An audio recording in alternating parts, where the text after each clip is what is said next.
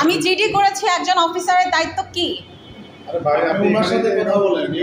সে আমাকে কন্ট্যাক্ট করেনি কেন? আমি 14 তারিখ থেকে আমি সাফারার হচ্ছি। আপনি বলতেছেন আমাকে, আমি কেন স্ক্রিমিং করব? আপনারা আমাকে এগ্রেসিভ করবেন আর আমি স্ক্রিমিং করতে পারবো না। আমি একটা মেয়ে মানুষ হয়ে পুলিশ স্টেশন আসবো? হ্যাঁ, আমি এতগুলা বেটাদের সামনে চেহারা দেখাতে আসবো কেন? Y me? হ্যাঁ, আরো অনেক লোক আছে।